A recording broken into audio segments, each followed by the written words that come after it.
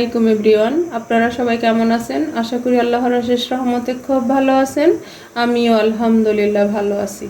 তো আজকের রেসিপি রমজানের ইফতার স্পেশাল একটা ডেজার্ট আইটেম, ফ্রুট কাস্টার্ড।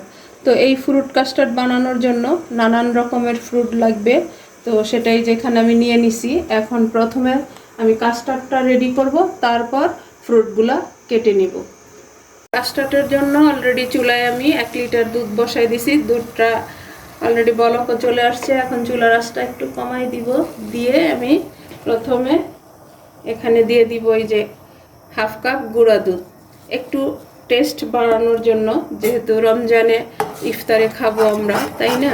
বাচ্চা বড় সবাই যেন একটু মজা করে খেতে পারে। আর ফ্রুট কাস্টার্ড যদি বাসায় থাকে তাহলে কিন্তু এটার মধ্যে সব কিছু পাওয়া যায়। আমরা অনেক রকমের ফ্রুটস এখানে দিতেছি। তো এটা অনেক হেলদি একটা ডেজার্ট। তো প্লিজ আমার ভাই বোনেরা, যদি আপনাদের কাছে আজকের এই ডেজার্ট আইটেমটা একটু ভালো লাগে তাহলে আমার চ্যানেলটাকে সাবস্ক্রাইব করবেন, লাইক করবেন, শেয়ার করবেন এবং কমেন্টস করবেন। আর এই রমজানে সবাই সবার জন্য আমরা দোয়া চাই, তাই না? এখানে আমি 3 চামচ কাস্টার্ড পাউডার নিয়ে নিছি। এখন এই কাস্টার্ড পাউডারটাও আমি দুধ দিয়ে গোলায় নিব। এই যে একেবারে সহজ এই রেসিপিটা, কিন্তু খাইতেও টেস্টি আর একেবারে স্বাস্থ্যকর একটা রেসিপি। দুধটা ঘন হয়ে গেছে। এখন এই পর্যায়ে প্রথমে দিব আমি চিনি। আর চিনির মেজারমেন্টটা বললাম না, যে যতটুকু মিষ্টি খান অতটুকু দিয়ে নেবেন। এই পর্যায়ে আমি 1 পিঞ্চ লবণ দিব। মিষ্টি জিনিসে একটু লবণ দিলে ভালো হয়। এই যে দেখেন, মাশাআল্লাহ দুধটা কিন্তু অনেকটাই ঘন হয়ে গেছে। এখন আমি এই যে কাস্টার্ডটা গোলায় রাখছি সেটা দিয়ে দিব। দিয়ে অনবরত নেড়ে কাস্টার্ডটা বানিয়ে নিব। একেবারে সহজ, এর চাইতে সহজ ডেজার্ট হয় না, কিন্তু খাইতেও অসাধারণ, দেখতেও অসাধারণ। আর যারা ফেসবুক পেজ থেকে দেখতেছেন তারা প্লিজ আমার পেজটাকে লাইক, শেয়ার, কমেন্টস করে দিবেন। দেখেন মাশাআল্লাহ মাশাআল্লাহ অলমোস্ট আমার কাস্টার্ডটাও হয়ে গেছে। এখন চুলার আঁচটা একেবারে লো করে এইদিকে কাস্টার্ডটা হইতে থাকুক আর আমি ওইদিকে ফ্রুটসগুলা কেটে নিব।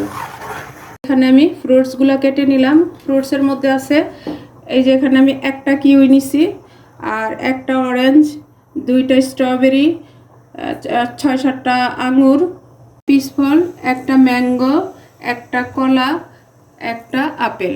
আমি বাংলা ইংলিশ মিলাই কিন্তু বললাম আমার প্রিয় ভাই বোনেরা। এখন এগুলা সব আমি এই কাস্টার্ডের মধ্যে দিয়ে দিব। এই যে এখন ফ্রুটগুলা আমি কাস্টার্ডের মধ্যে দিয়ে দিব। একেবারে সহজ এই রেসিপিটা, কিন্তু রোজার মধ্যে অনেক ভালো একটা ডেজার্ট আইটেম। তো আপনারা প্লিজ অবশ্যই বাসায় ট্রাই করবেন। এই যে এখন এটা একটু নেড়ে চেড়ে মিশাই দিব আর একটু বলক নিয়ে আসবো। বাস বলকটা চলে আসলেই আমি এটাকে নামাই নিব। মাশাআল্লাহ মাশাআল্লাহ, এই যে বলক চলে আসছে। এখন চুলাটা আমি অফ করে দিব। আর এই ফ্রুটসটা দিয়ে যদি আমরা একটু বলক নিয়ে আসি তাহলে কিন্তু ডেজার্টটা কখনোই নষ্ট হবে না, ফলগুলি একটাও নষ্ট হবে না, একেবারে ভালো থাকবে। এখন আমি এটাকে নামাই নিব, নামায়া সার্ভ করে নিব। এই যে এখন আমি একটা বাটি নিয়ে নিলাম আমার ফ্রুট কাস্টার্ডটা সার্ভ করার জন্য। বিসমিল্লাহির রহমানির রহিম। দেখেন মাশাআল্লাহ মাশাআল্লাহ কত লোভনীয় হয়েছে, আর একদম ক্রিমি একটা ভাব চলে আসছে। এই যে দেখেন মাশাআল্লাহ আমি সার্ভ করে নিলাম।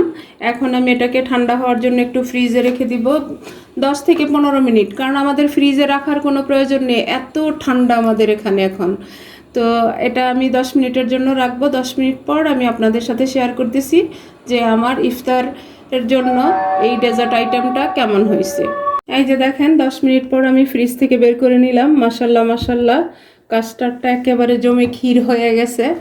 আর একটু ডেকোর করে নিলাম, কারণ ইফতারের টেবিলে এই ধরনের খাবার থাকলে যেন সবাই খুশি মনে খেয়ে নেয়।